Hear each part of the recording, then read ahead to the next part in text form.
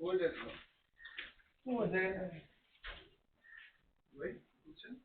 ওই সিকিউরিটি দেখি লাগবে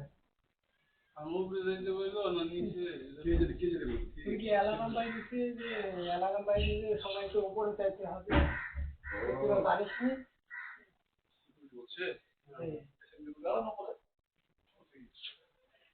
আমার কথা না বলেছে সিকিউরিটি ওকে ম্যানেজমেন্ট এর সিকিউরিটি কি একজন আমরা পাইছি কোন যে প্রবলেম আর তুই অ্যালার্ম বাই দিতে উপরে